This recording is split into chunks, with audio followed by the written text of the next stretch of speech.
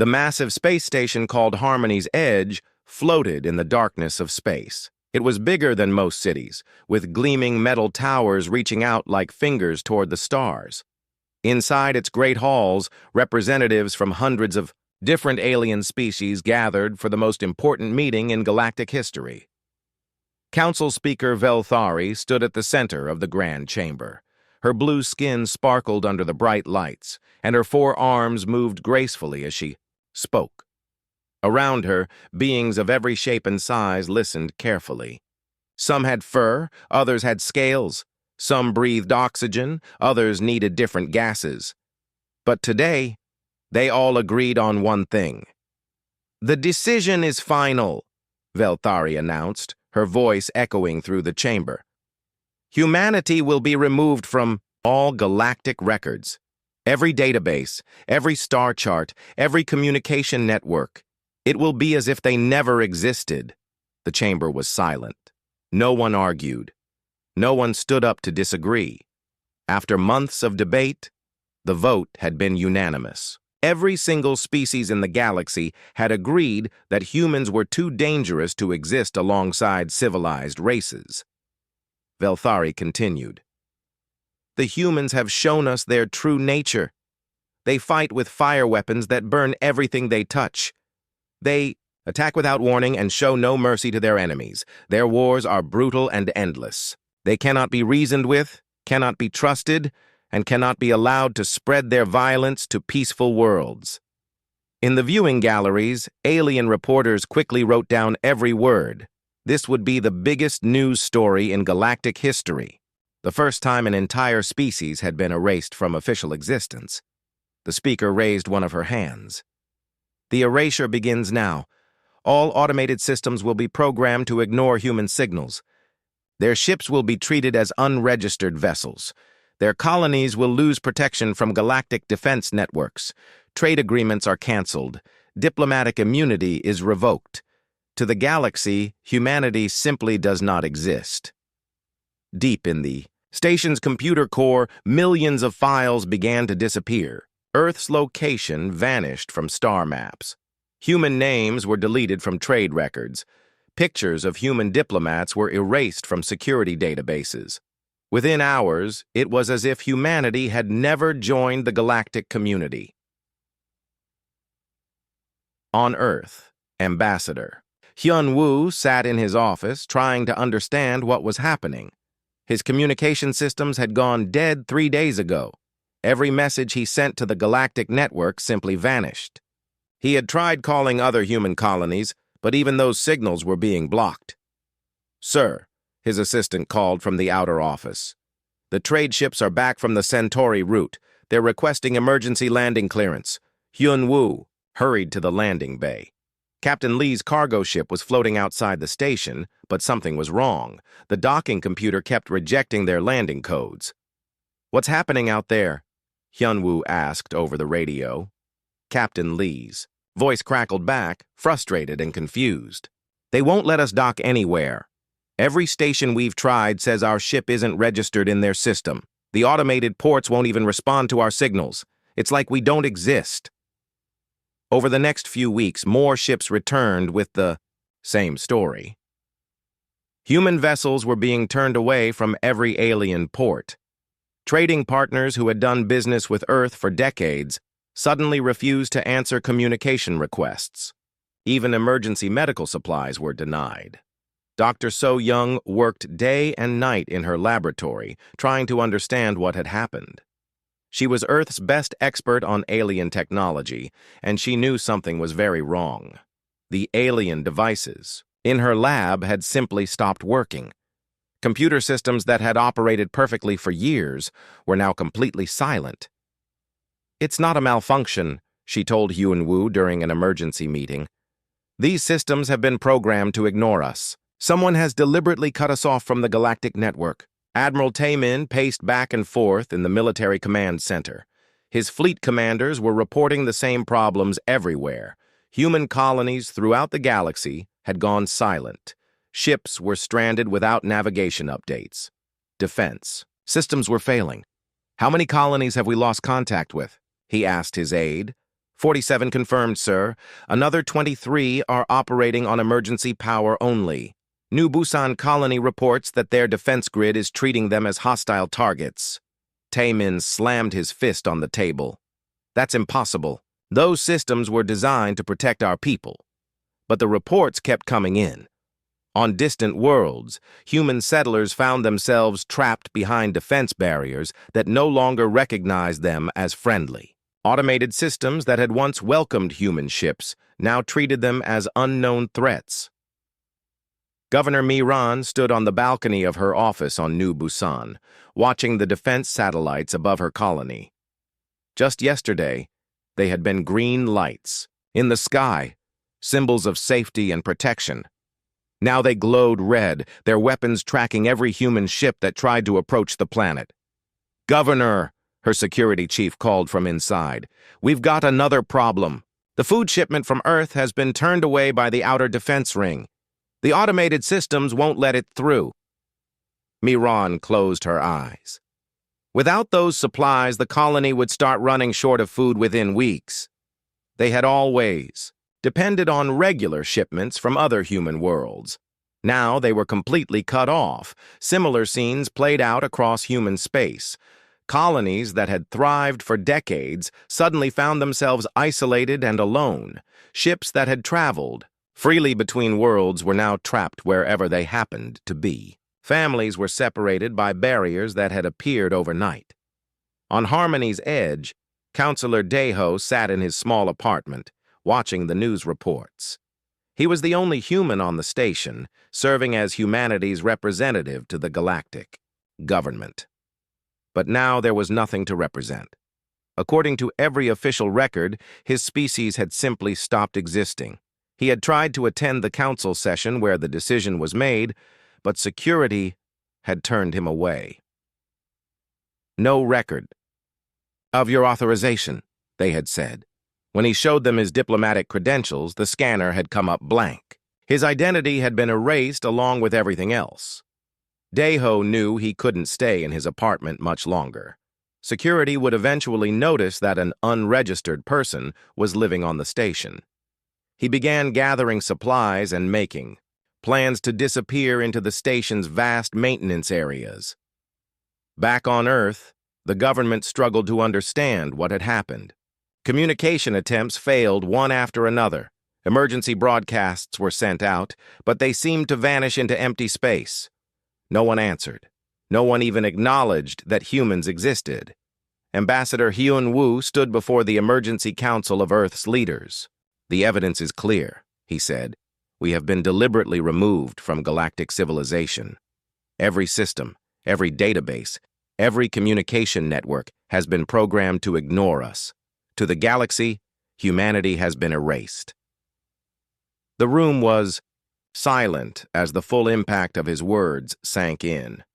Billions of humans across dozens of worlds had been cut off from the civilization they had helped build.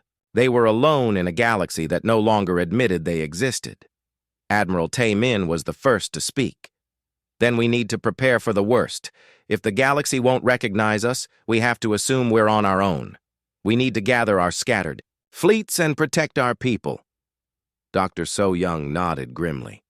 "I'll work on understanding their technology. If we can figure out how they erased us, maybe we can find a way back."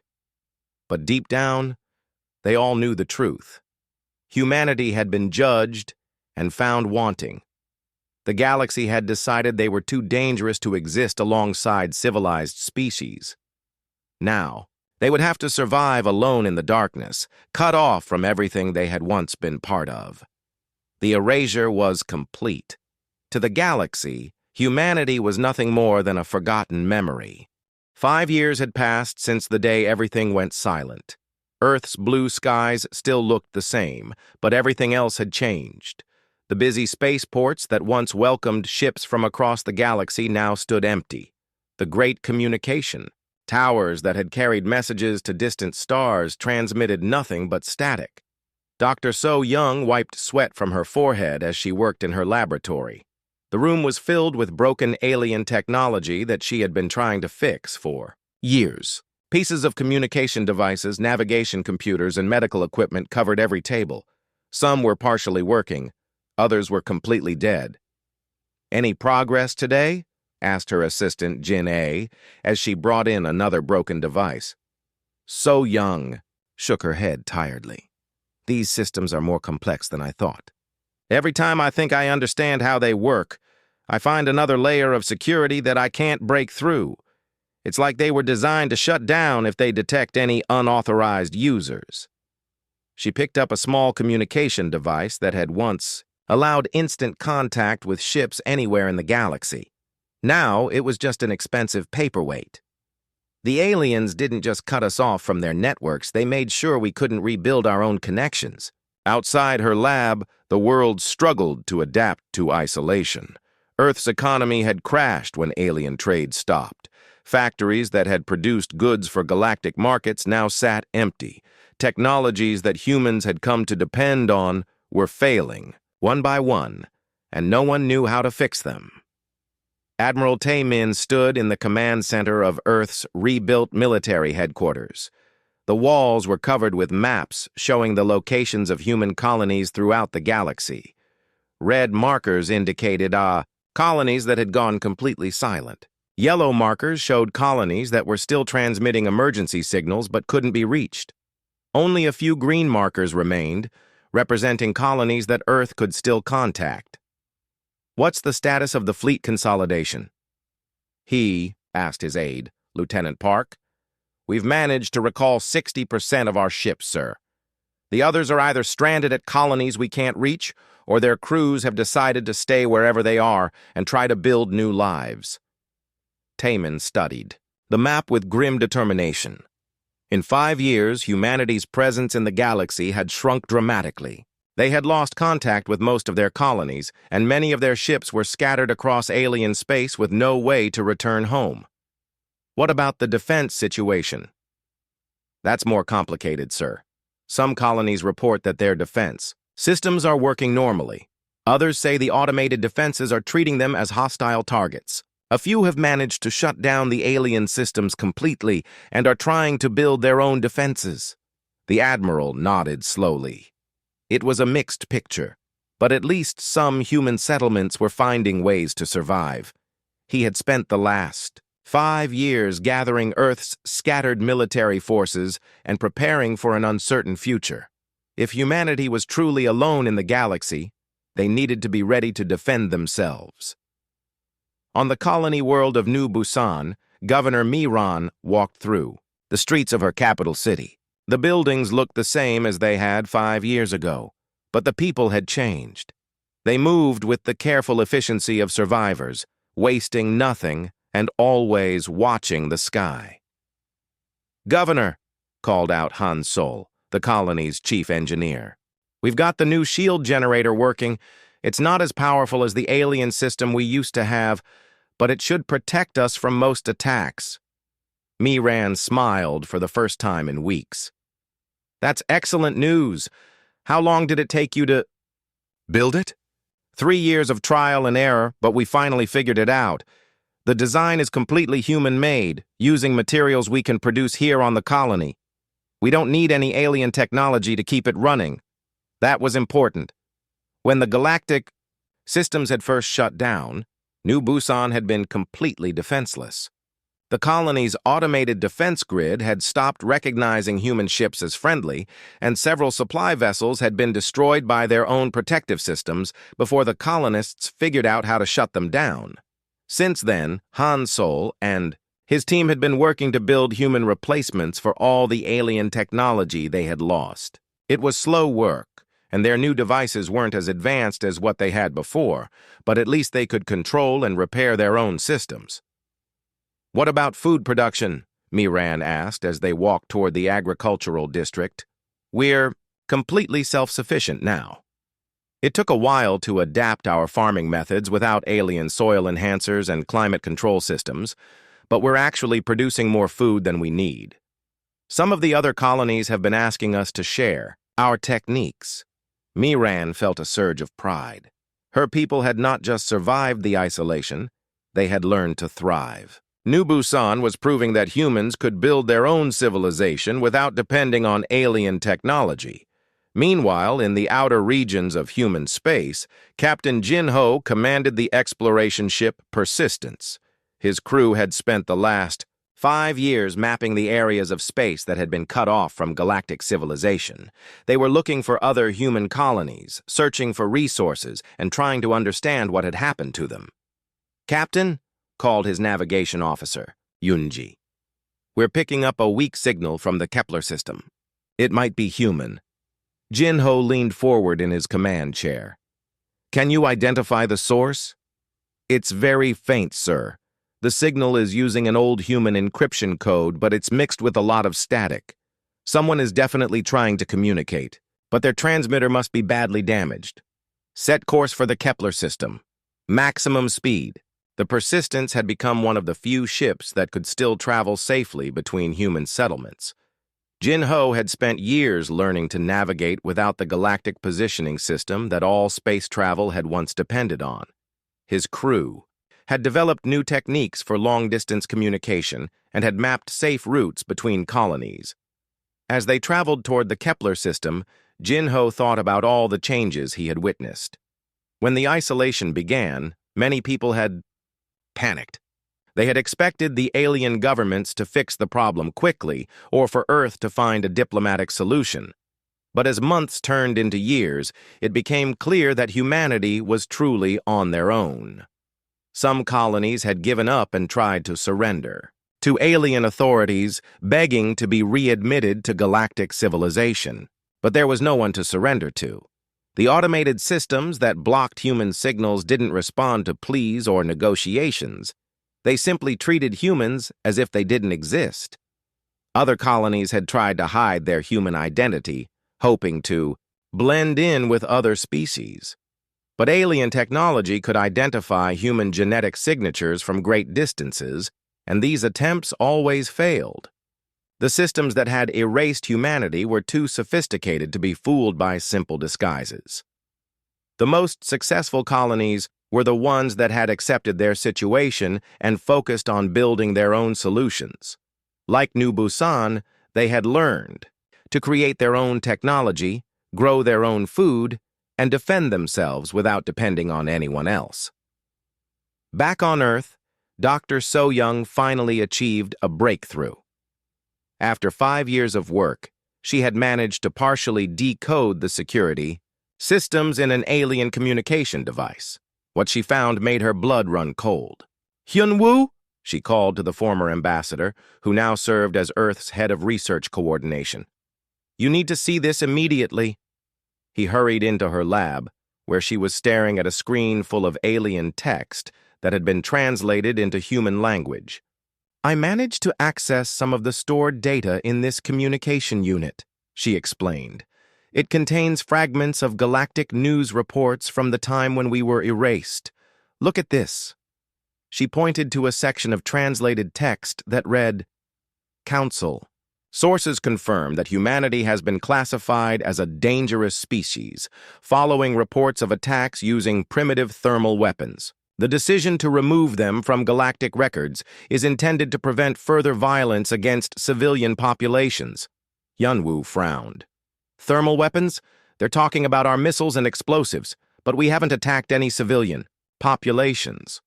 Our military actions have always been defensive or against other military targets. So," Young scrolled down to show him more text. "There's more. Look at this report. Unknown raiders using human-style fire weapons have destroyed 3 research stations in the past month. The attacks show the characteristic brutality and disregard for civilian life that marks human military doctrine." "That's impossible," Hyun-woo said. "We haven't launched any attacks. Our ships have been blocked from reaching most of galactic space for years." So Young's expression was grim. "Exactly. Someone else has been attacking alien targets and making it look like humans were responsible. We weren't just erased because the galaxy was afraid of us. We were erased because someone wanted us to take the blame for their crimes. This revelation changed everything. Humanity hadn't been rejected because of their own actions. They had.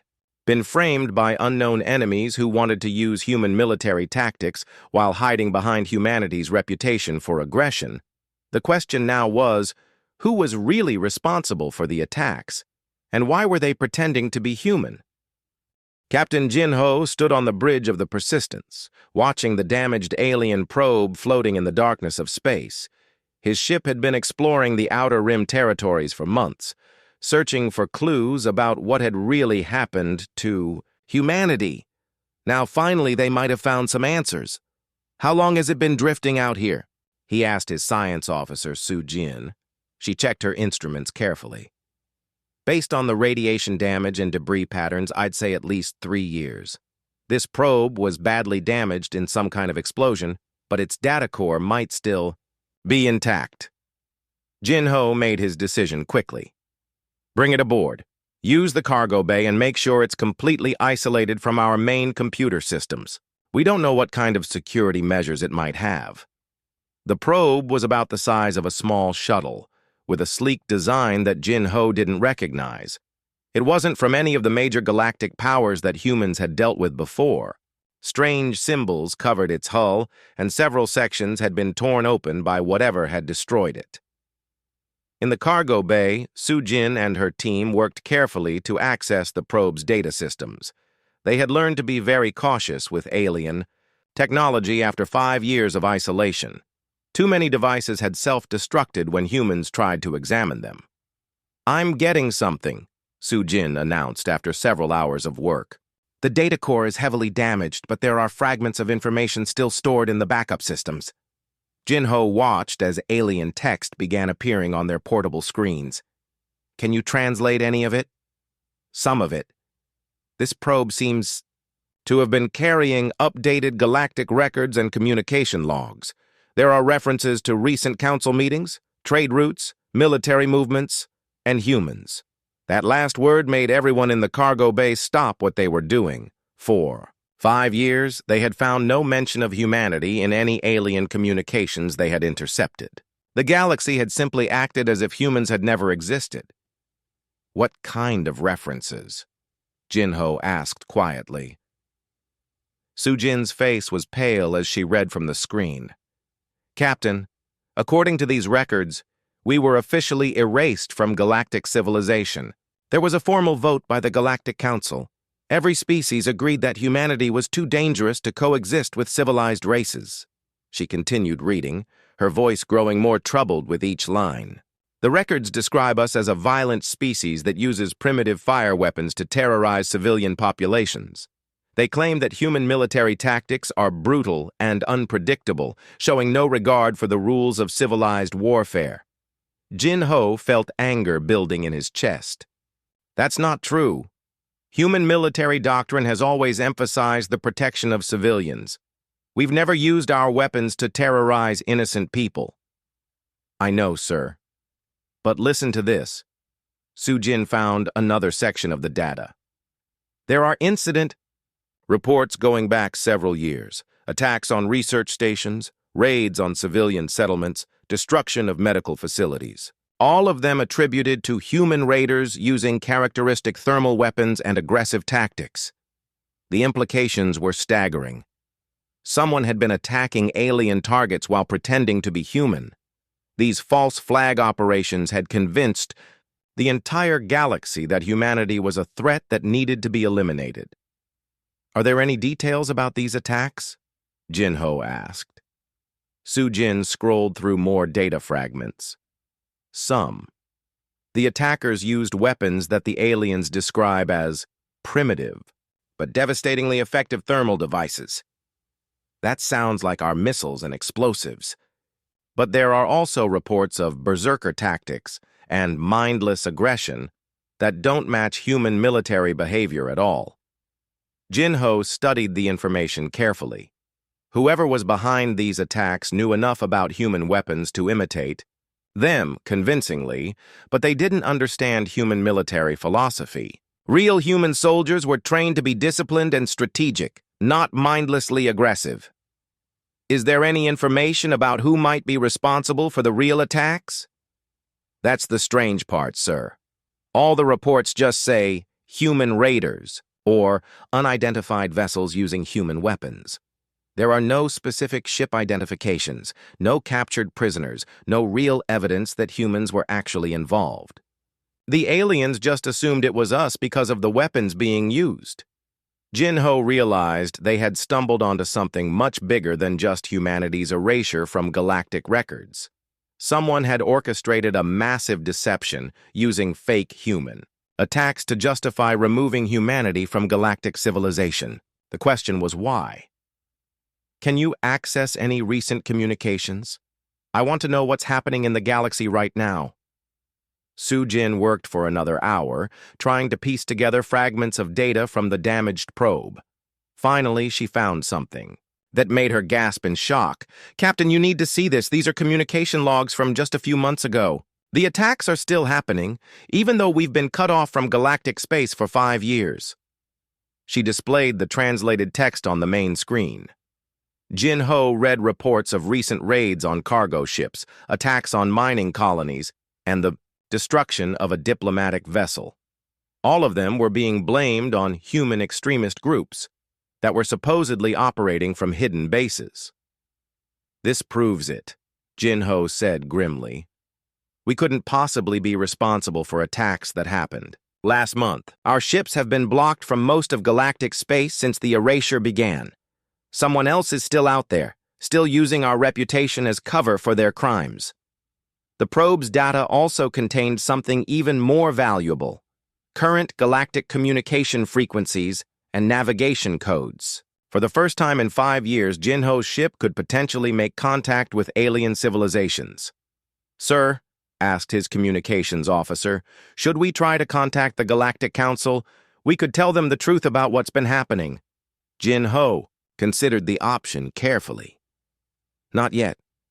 If we reveal ourselves now, they might just assume we're part of whatever group has been attacking them. We need more evidence before we make any contact." He turned to address his entire crew. "We're going to investigate these attacks. We need to find out who's really responsible and gather proof that humanity has been framed. Only then can we approach the galaxy with the truth." The probe's data included coordinates for several recent attack sites. Jinho decided to visit them and look for clues that might identify the real perpetrators. It would be dangerous since human ships were supposed to be impossible in galactic space, but it was their best chance to clear humanity's name. As the Persistence set course for the first attack site, Jinho sent an encrypted message back toward Earth. He used a communication method that Dr. So-Young had developed, bouncing signals off natural space phenomena to avoid detection by galactic monitoring systems. "Earth Command, this is Captain Jinho reporting a major discovery. We have found evidence that humanity was deliberately framed for attacks we didn't commit. Someone has been using our reputation and weapon signatures to cover their own crimes. We are proceeding to investigate and gather more evidence. We'll report back when we have more information." On Earth, Admiral Taemin received the message with a mixture of excitement and anger. Excitement because they finally had an explanation for what had happened. Anger because it meant humanity had suffered 5 years of isolation for crimes they hadn't committed. He immediately called an emergency meeting with Dr. So-Young and former Ambassador Hyun-woo. "Jinho has found proof that we were framed," he announced without preamble. "Someone has been impersonating human military units and using our weapons to attack alien targets." Dr. So-Young wasn't surprised. "I suspected something like this after analyzing those communication fragments. The reports of human attacks never quite matched our actual military capabilities or tactics." Hyun-woo was furious. 5 years. We've been isolated for 5 years because someone wanted to use us as scapegoats. Thousands of our people have died because they couldn't get medical supplies or emergency assistance. Colonies have been abandoned. Families have been separated. Admiral Taemin nodded grimly. "And now we have to decide what to do about it. Do we try to make contact with the galactic government and explain what really happened? Or do we wait for more evidence?" "We wait," Dr. So-Young said firmly. "If we contact them now, they'll just think we're lying to avoid responsibility. We need solid proof of who was really behind the attacks before we can clear our name." She pulled up the data that Jinho had transmitted. But now that we know what happened, we can start preparing for our return to galactic civilization. We'll need to be ready to prove our innocence and identify the real criminals. Admiral Taemin was already thinking ahead. We'll also need to be ready for the possibility that the galaxy won't want to admit they made a mistake. Governments don't like to acknowledge that they wrongly punished innocent people. On the space station, Harmony's Edge, Counselor Daeho crouched in a maintenance tunnel, listening to the conversations of the aliens working above him. For 5 years, he had been living in the hidden spaces of the station, surviving on stolen food and gathering intelligence about galactic politics. He had learned to understand several alien languages during his time in hiding, and he often overheard important conversations between council members and their staff. Recently, those conversations had been very interesting. The aliens were worried about something. The emergency meeting in Earth's command center lasted for 12 hours. Admiral Taemin sat at the head of a long table surrounded by Earth's military leaders, scientists, and government officials. Captain Jin Ho's discovery had changed everything, and now they had to decide how humanity would respond. "The evidence is clear," Dr. So-Young said, pointing to the data displayed on the room's main screen. "We have been framed for crimes we didn't commit. Someone has been using our weapon signatures and military tactics to terrorize alien civilians while we've been cut off from galactic space." Former Ambassador Han Wu leaned forward. "The question is what we do about it. Do we try to contact the Galactic Council and explain what happened? Do we attempt to resume diplomatic relations?" Admiral Taemin shook his head slowly. "They won't believe us. After 5 years of thinking we're dangerous criminals, they're not going to accept our word that we're innocent. We need proof, and we need to be prepared for the possibility that they'll attack us on sight." General Kyung-ho, commander of Earth's ground forces, spoke up. "Sir, with respect, we're not ready for a military confrontation with the entire galaxy. Our forces are scattered, our technology is outdated, and we don't even know what kind of weapons the aliens have developed since they cut us off." "That's exactly why we need to prepare," Taemin replied.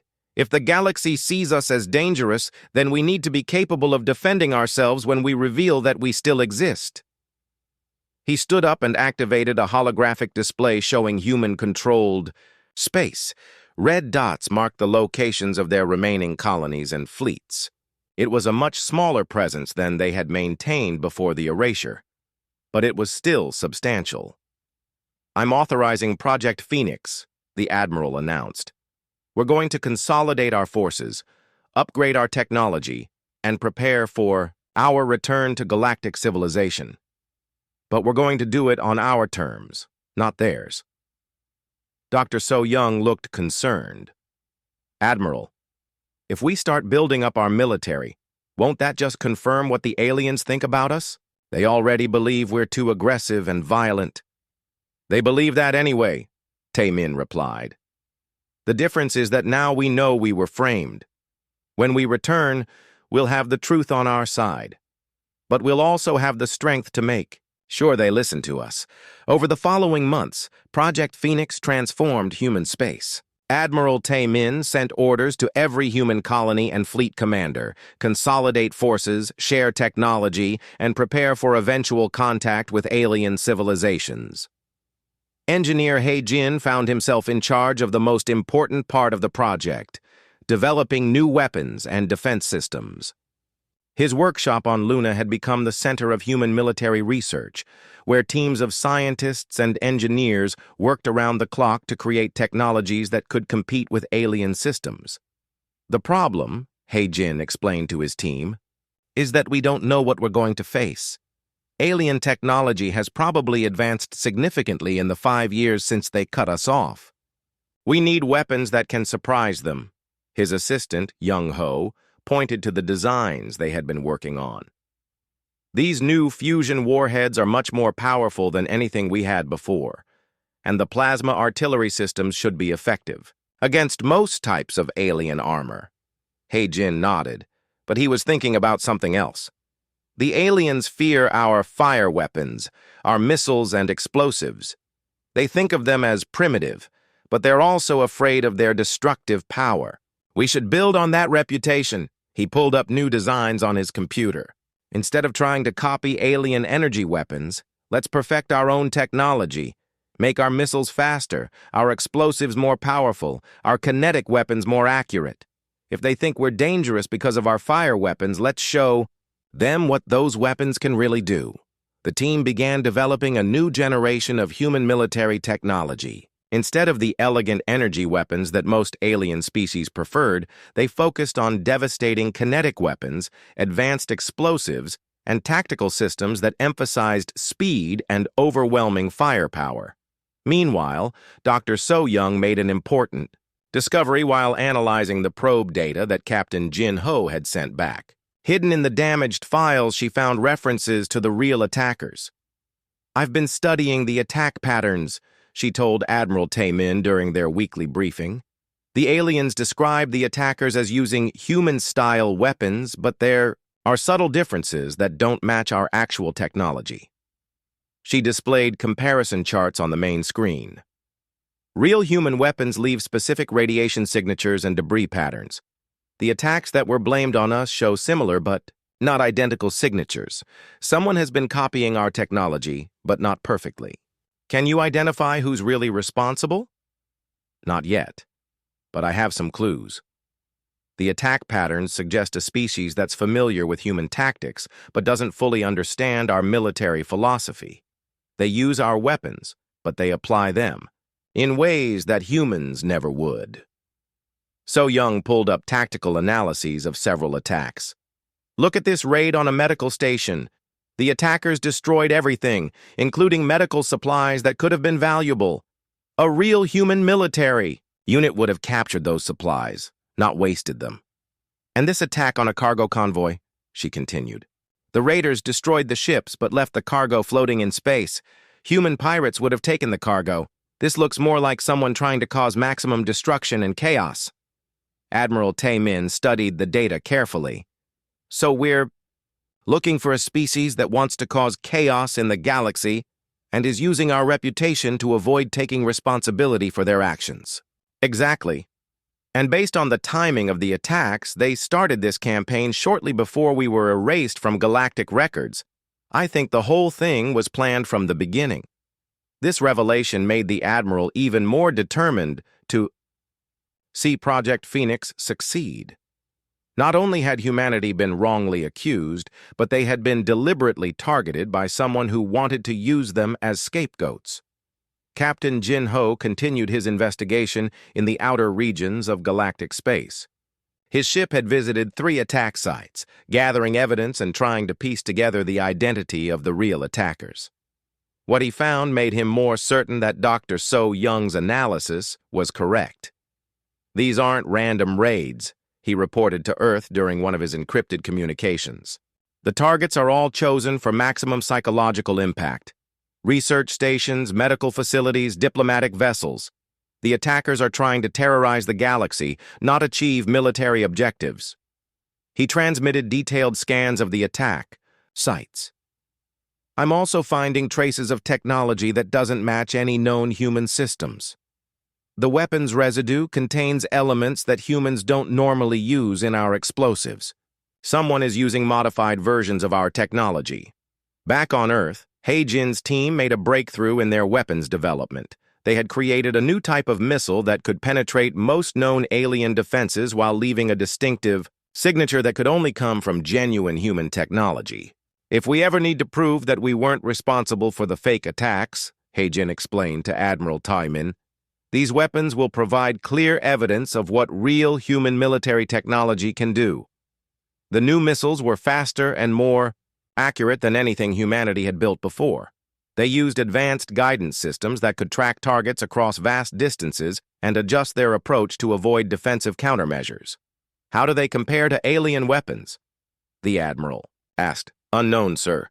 We haven't seen alien military technology in 5 years. But based on what we remember of their capabilities, these missiles should be very effective." Admiral Tae-min was pleased with the progress, but he knew that weapons alone wouldn't solve humanity's problems. They also needed a strategy for reintroducing themselves to galactic civilization. "We can't just appear out of nowhere and start shooting," he told his staff during a planning meeting. "We need to find a way to prove our innocence and identify the real attackers. But we also need to be ready to fight if the galaxy refuses to listen to reason." Governor Miran contributed to the project by organizing the colonial militias. Her success in making New Busan self-sufficient had made her a model for other human colonies, and she now coordinated defense preparations across dozens of worlds. "Our colonies are stronger than they were before the erasure," she reported to Admiral Taemin. "We've learned to build our own technology and defend ourselves without depending on alien systems. If the galaxy tries to attack us again, they'll find that we're much harder to eliminate than they think." The colonial militias had developed innovative tactics that took advantage of their isolation. They had learned to operate in small, independent units that could survive even if cut off from central command. They had also developed new ways to use human technology that alien military planners wouldn't expect.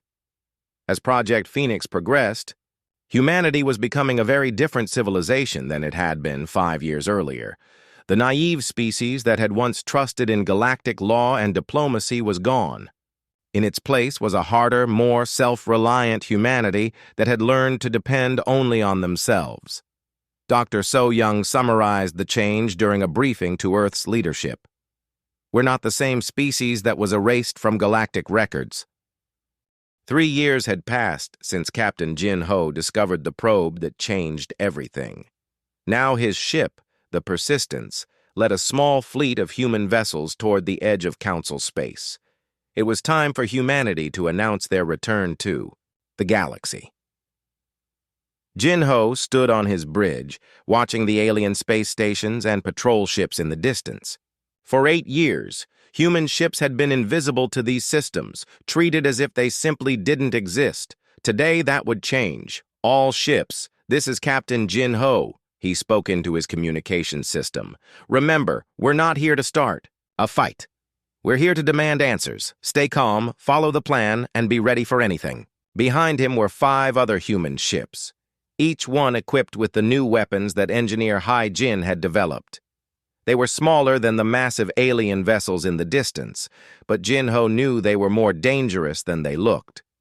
"Sir," called his communications officer, "I'm picking up automated challenge signals from the alien defense platforms. They're asking us to identify ourselves and state our business." Jin Ho smiled grimly. After 8 years of being ignored, it felt strange to have alien systems actually acknowledge their presence. "Open a channel on all frequencies. Make sure every ship and station in this system can hear us." The channel opened, and Jin Ho spoke clearly and calmly. "This is Captain Jin Ho of the human vessel Persistence. Humanity requests an explanation for our removal from galactic records. We demand to speak with the Galactic Council immediately." The response was instant chaos. Alarms began sounding on alien ships throughout the system. Emergency broadcasts filled the communication channels as station commanders tried to understand what was happening. The automated systems that had been programmed to ignore human signals suddenly detected massive energy signatures that shouldn't exist. "Unknown vessels," came a panicked voice from the nearest alien station. "You are in violation of galactic space. Identify yourselves immediately, or we will open fire." Jin Ho remained calm. "We have identified ourselves. We are humans, representing the species that you erased from your records 8 years ago.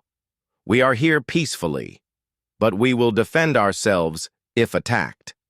On the alien station, Commander Zethko stared at his screens in disbelief. According to every database he had access, 2 humans didn't exist. Yet here were 6 ships that clearly identified themselves as human, and his sensors showed they were using technology that matched old records of human spacecraft. "Sir," his aide whispered urgently, "what do we do? The humans were declared extinct. How can they be here?" Zethko had been a junior officer when humanity was erased from galactic records. He remembered the debates about whether the dangerous species should be eliminated or simply ignored. The decision to treat them as if they didn't exist had seemed like a merciful compromise at the time. "Get me a direct line to the council chambers," he ordered.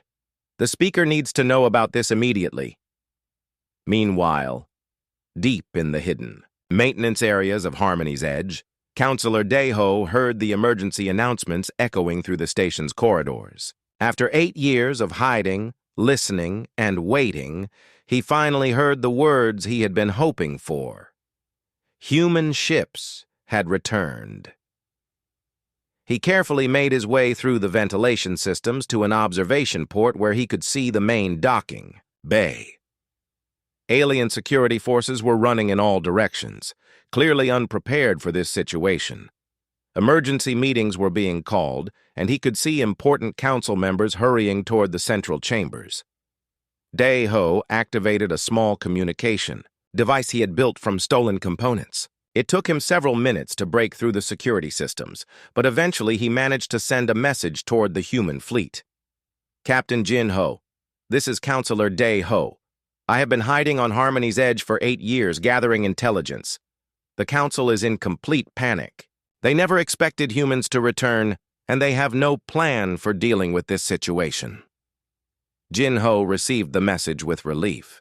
He had hoped that Deho might still be alive, but after 8 years with no contact, he had feared the worst.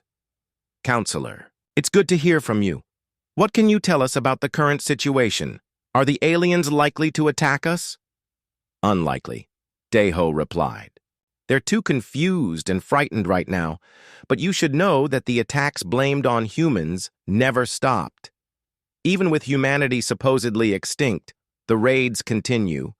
Some council members are starting to ask questions about who's really responsible." This was exactly what Jin-Ho had hoped to hear.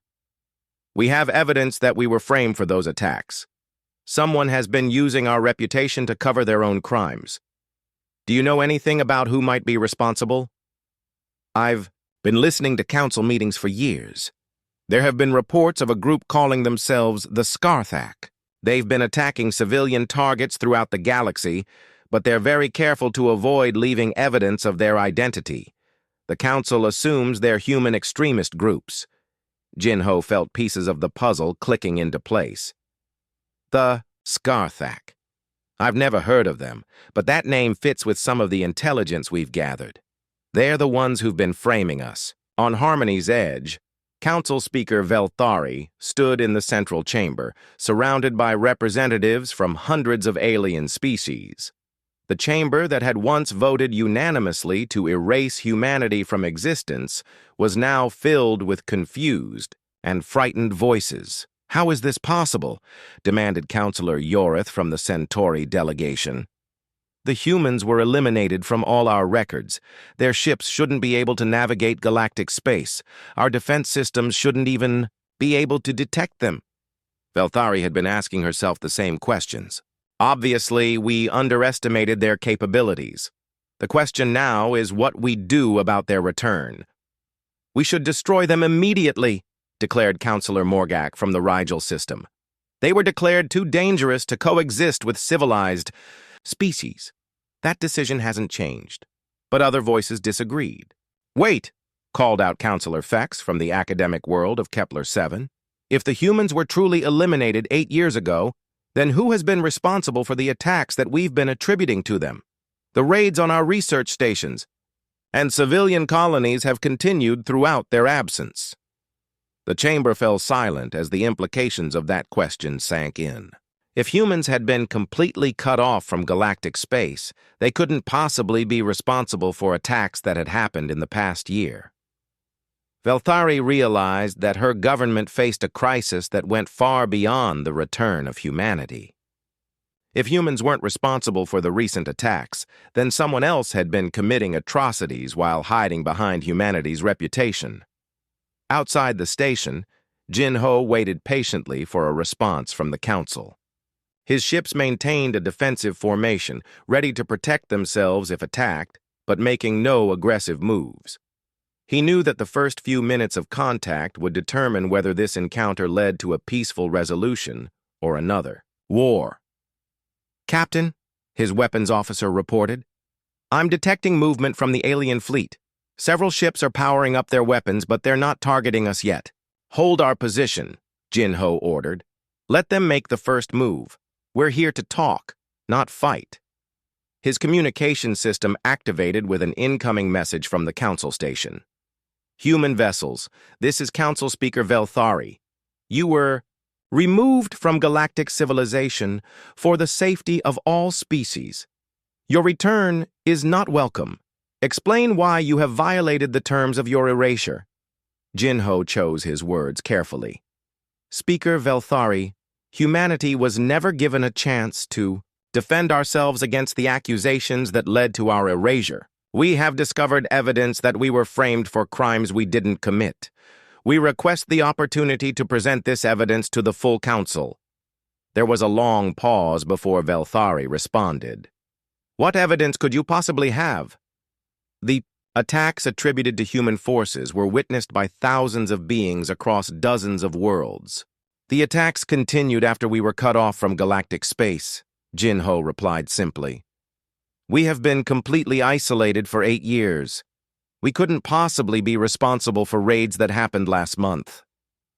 Another long silence followed.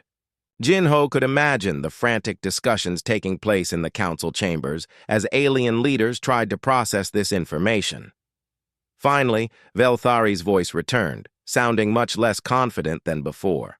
The council will consider your request.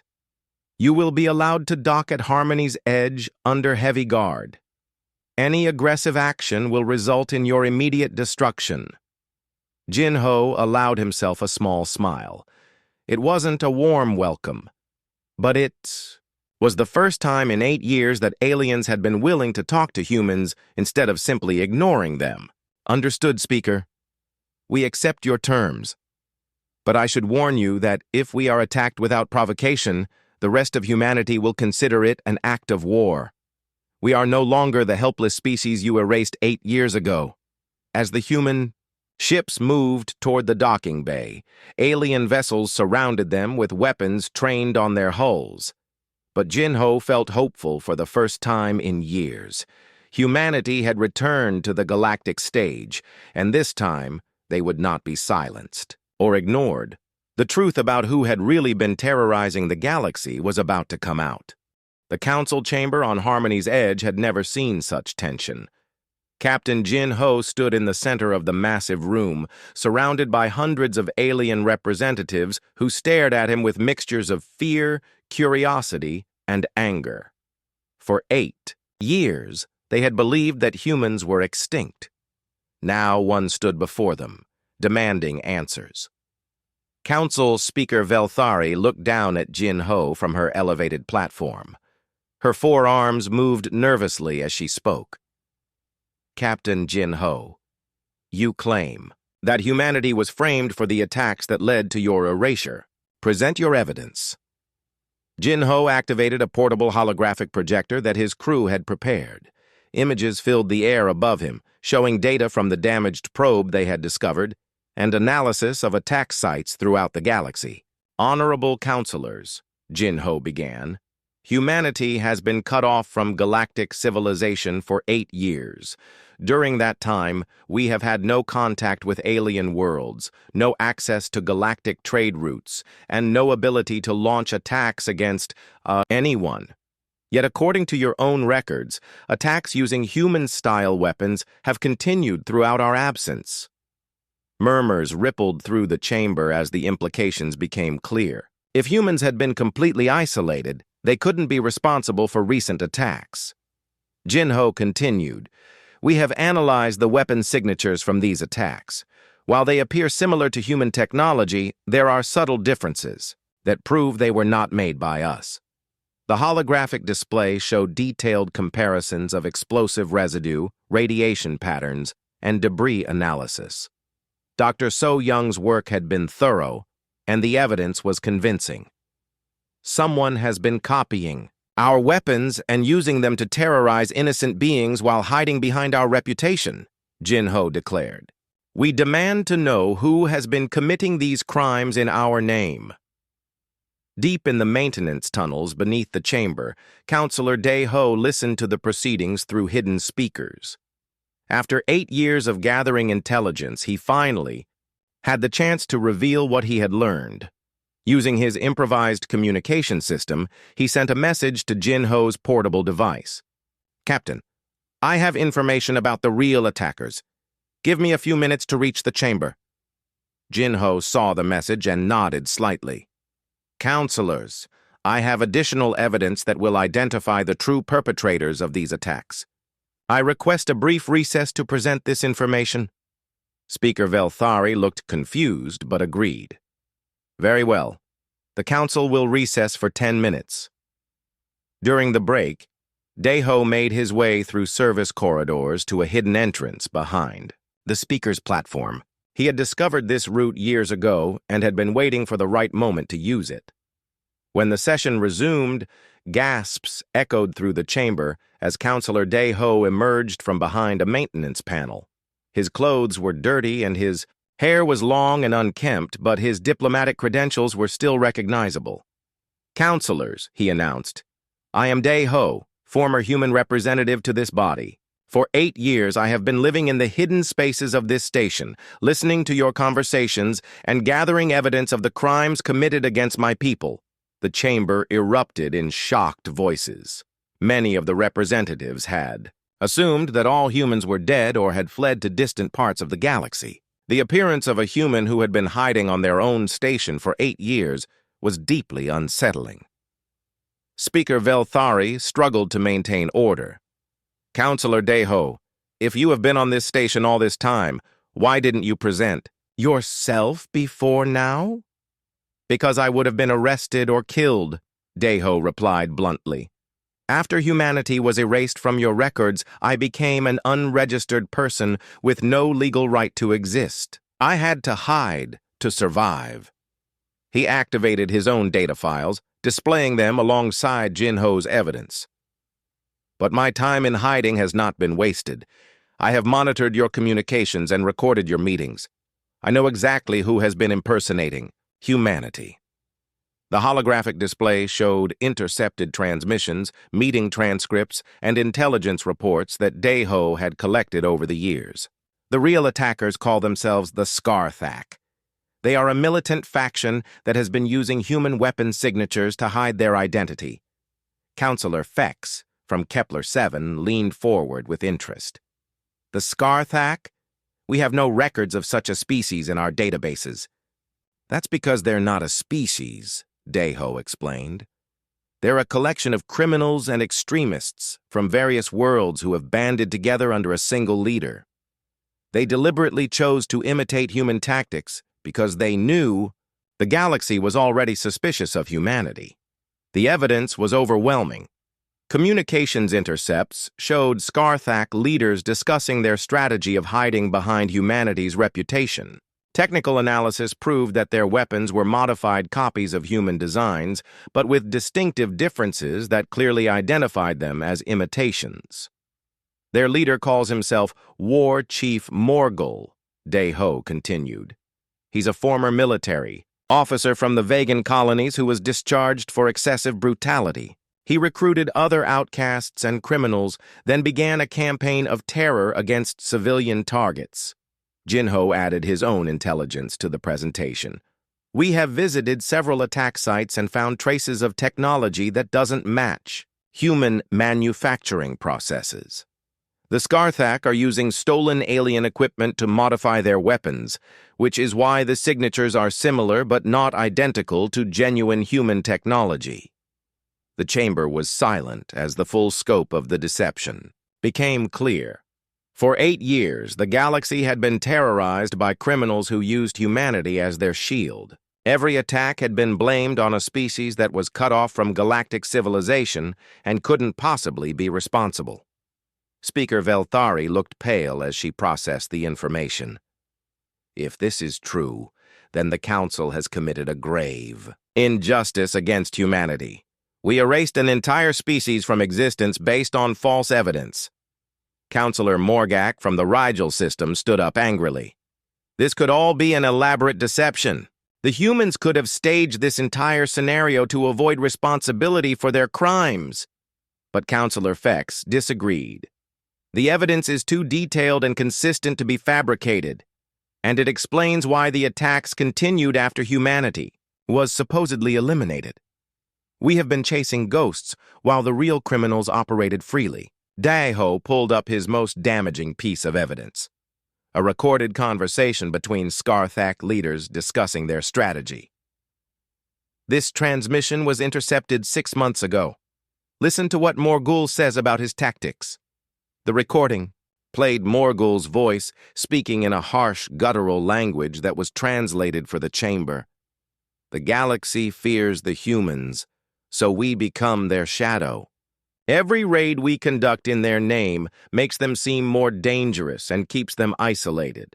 As long as the Council believes humanity is responsible for our actions, we can continue our operations without interference. The implications were staggering. The Scarthak had deliberately chosen to frame humanity because they knew it would result in humanity's removal from galactic civilization. With humans gone, the criminals could operate freely while the galaxy blamed a species that no longer existed. Jinho stepped forward.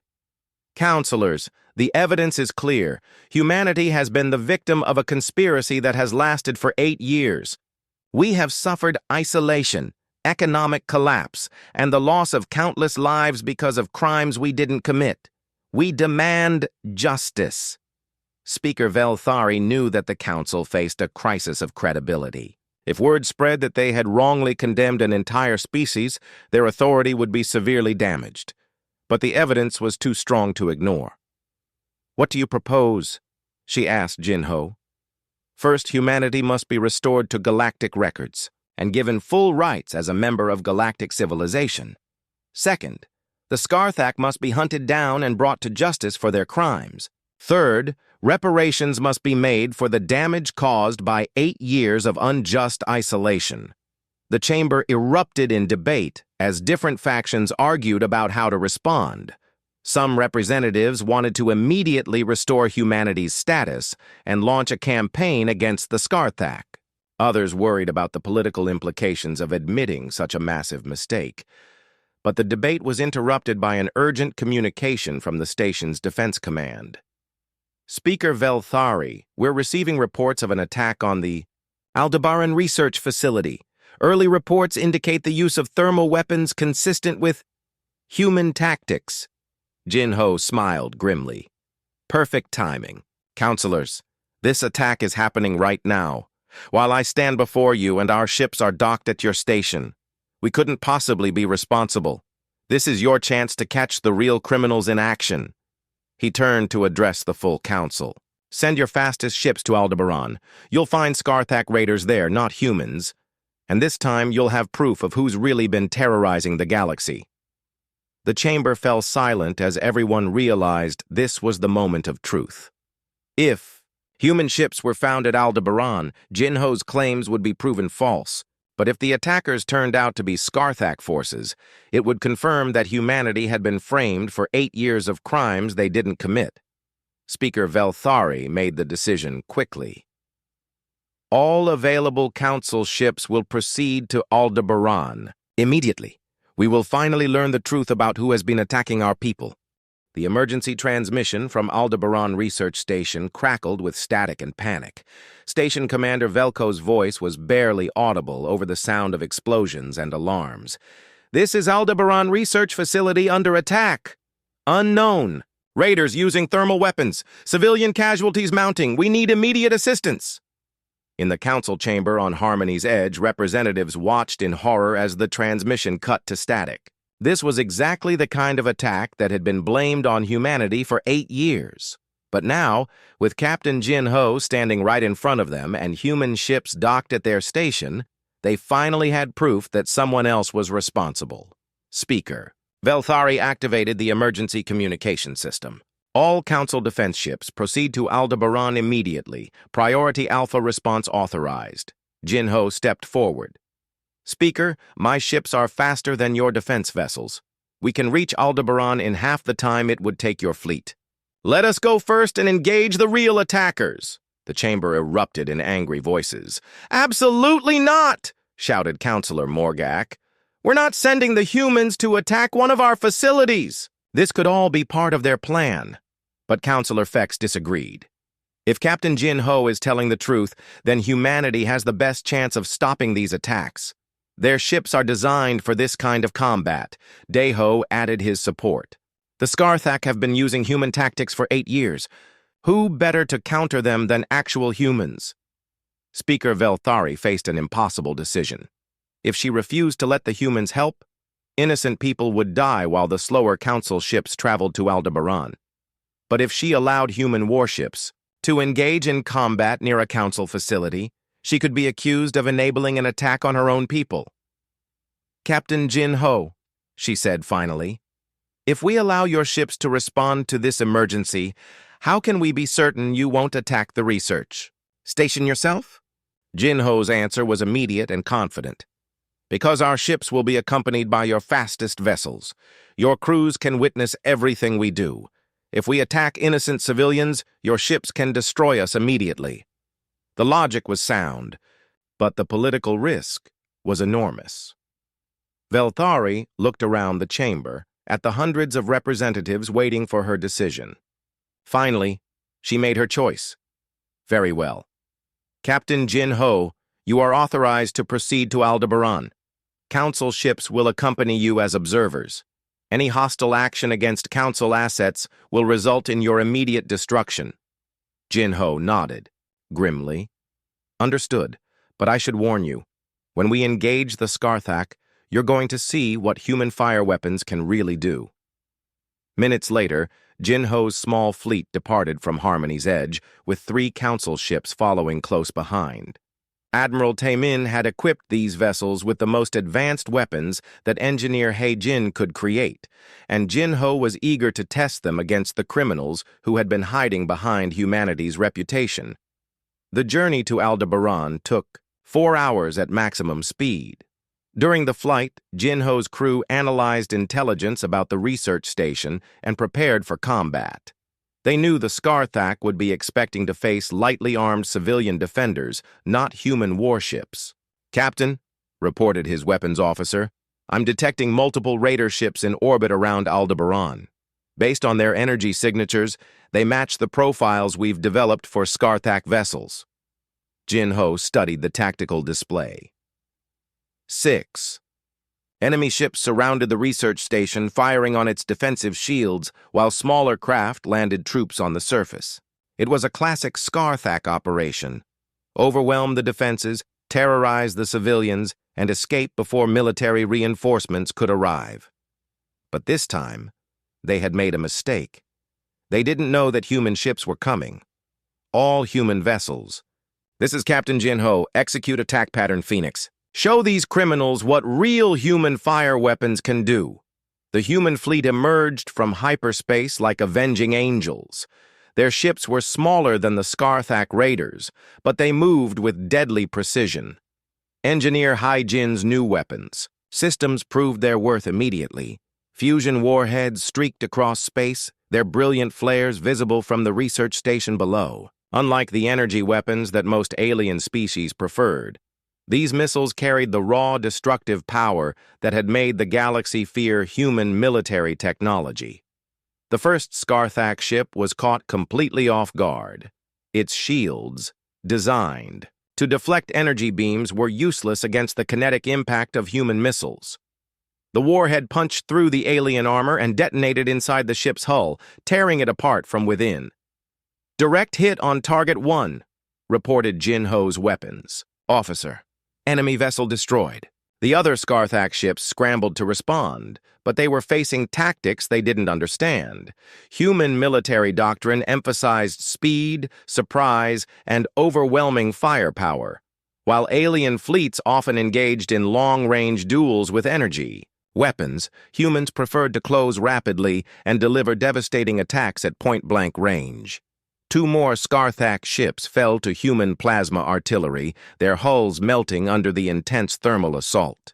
The raiders tried to retreat, but human ships were faster and more maneuverable. Engineer He Jin had designed them specifically for this kind of combat. Aboard the Council observer ship, Commander Althra watched in amazement as the human fleet systematically destroyed the raiders. "I've never seen anything like this," he reported to Harmony's Edge. "The human ships are smaller than the raiders, but their weapons are incredibly effective. The Scarthak vessels are being torn apart." The battle lasted only 12 minutes. When it was over, all 6 Scarthak ships had been destroyed or disabled. Not a single human vessel had taken significant damage. The efficiency of the attack was breathtaking, but Jinho wasn't finished. "Prepare landing teams," he ordered. "There are still Scarthak forces on the station's surface. We need to rescue the civilians and capture prisoners for interrogation." The Council observers watched as human troops landed on the research station with the same precision their ships had shown in space. Instead of the brutal, mindless aggression that aliens expected from human soldiers, they saw disciplined teams that moved with careful coordination to protect civilians while eliminating threats. On the station's surface, the Scarthak ground, forces found themselves facing an enemy they had never encountered before. For 8 years, they had attacked defenseless civilians while pretending to be human. Now they faced actual human soldiers, and the difference was immediately obvious. Human. Tactics emphasized the protection of innocent life above all else. While the Scarthak had been content to terrorize unarmed researchers, human troops used precision weapons and careful maneuvering to eliminate raiders without endangering civilians. Lieutenant Park led his squad through the station's corridors, clearing rooms methodically and efficiently. "Civilian shelter secured," he reported over the radio. 12 researchers safe, 3 wounded but stable. Sergeant Kim's team captured 3 Scarthak raiders alive, disarming them and securing them for interrogation. "Prisoners secured," she reported. "They were attempting to destroy research data when we arrived." The contrast between human and Scarthak behavior was striking. Where the raiders had been cruel and chaotic, human soldiers were disciplined and protective. The rescued civilians could see the difference immediately. Dr. Fental, the station's chief researcher, approached Lieutenant Park with tears in her eyes. "You saved us," she said in broken standard Galactic. "We thought we were going to die. The raiders were destroying everything, killing anyone who tried to stop them." "That's not how humans fight," Park replied firmly. "We protect innocent people. We don't terrorize them." The broadcast of the rescue operation was transmitted live to Harmony's Edge, where the council chamber watched in stunned silence. For 8 years, they had believed that humans were brutal savages who showed no mercy to civilians. Now, they saw human soldiers risking their own lives to protect alien researchers they had never met before. Captain Jinho's voice came over the communication system. "Aldebaran Research Station is secure. All civilians are safe.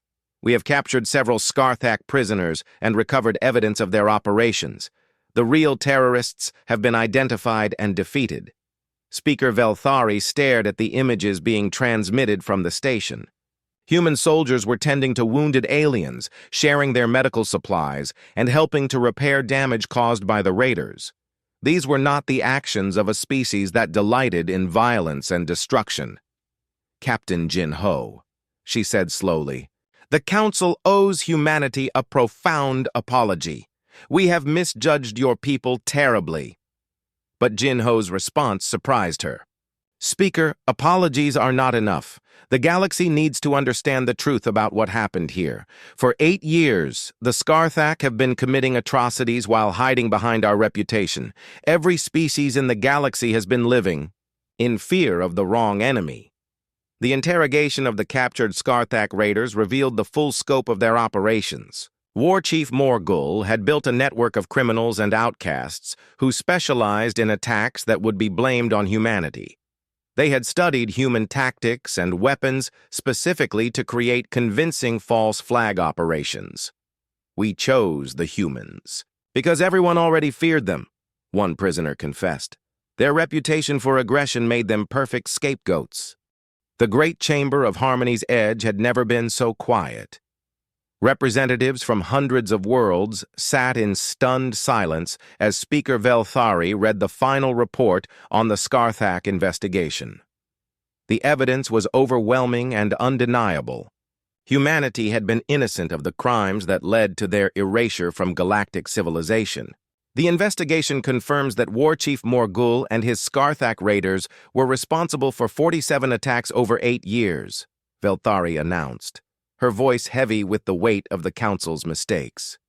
Every single attack that was attributed to human forces was actually carried out by this criminal organization. She paused, looking around the chamber at the alien faces that had once voted unanimously to erase humanity from existence. The Council of Galactic Civilizations has committed a grave injustice.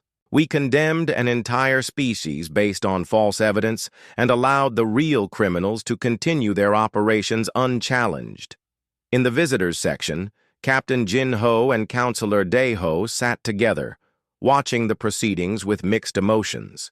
Justice was finally being served, but it had come at a terrible cost. 8 years of isolation had changed humanity forever. Dr. So Young rose from her seat when called to address the council. She had been invited to present humanity's scientific analysis of the Scarthak deception and to propose new protocols to prevent similar mistakes in the future.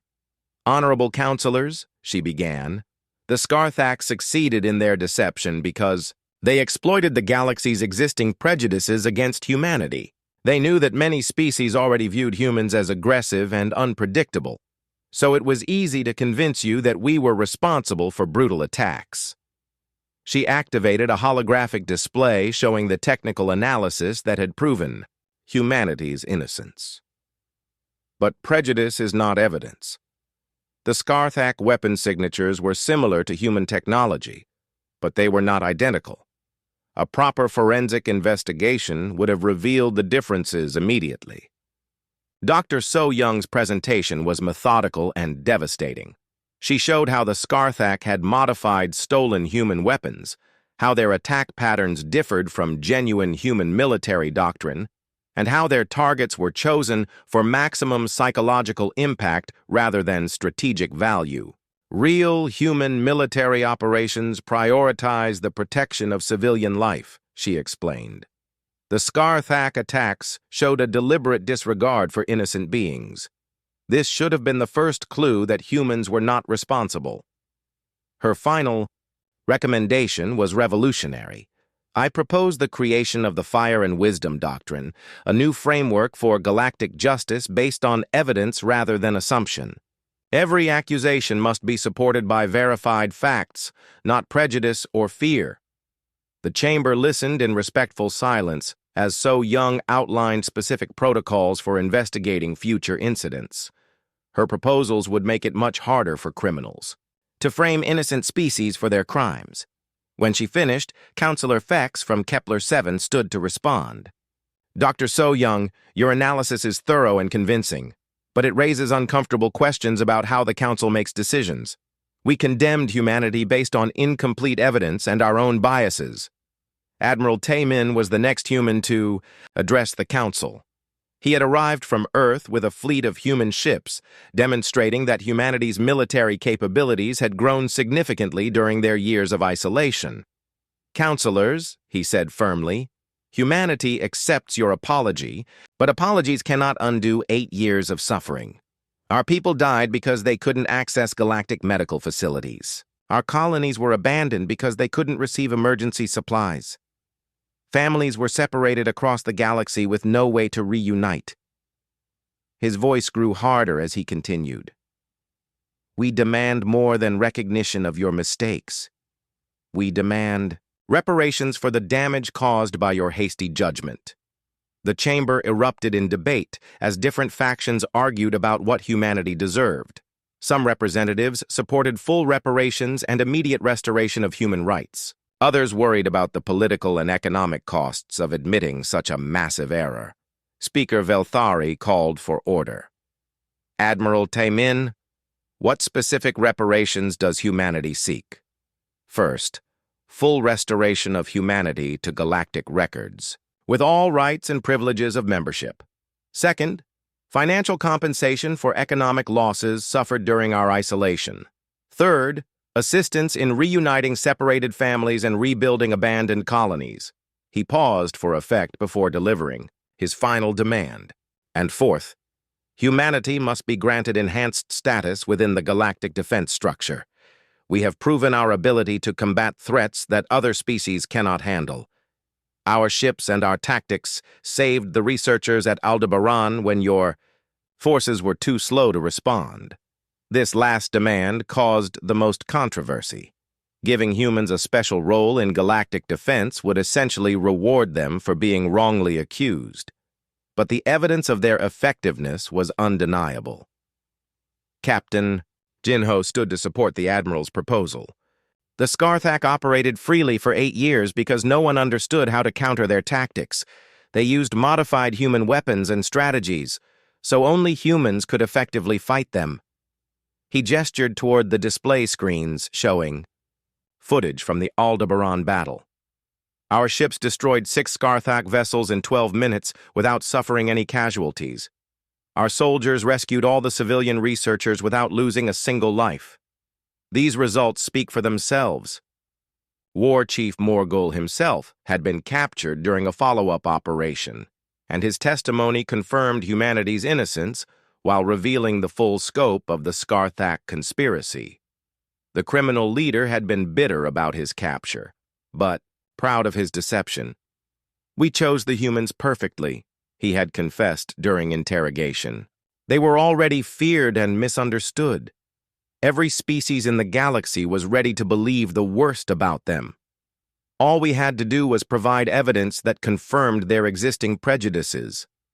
Morgul's network had included criminals from dozens of different worlds, united only by their willingness to profit from chaos and destruction. They had sold stolen alien technology, captured civilians for slave markets, and destroyed research facilities to prevent scientific advances that might threaten their operations. The investigation revealed that several other species had suffered, from Scarthak attacks that were blamed on local conflicts or random piracy. The criminals had been careful to vary their methods and targets to avoid detection, but the pattern was clear once investigators knew what to look for. Governor Miran arrived from New Busan to represent the colonial perspective. Her world had become a model of human self-sufficiency during the isolation years, and she spoke with the authority of someone who had led her people through the worst crisis in human history. "Counselors," she said, "the human colonies survived 8 years of abandonment because we learned to depend on ourselves rather than galactic institutions. We built our own technology, grew our own food, and defended our own people." She looked around the chamber with quiet pride. "We are not the same species that you erased from your records. We are stronger, more independent, and more capable than we were before. If you want humanity to rejoin galactic civilization, it will be as equals, not as grateful supplicants." The debate continued for hours as the council grappled with the implications of their mistake. Finally, Speaker Velthari called for a formal vote on humanity's status and demands. The result was not unanimous this time.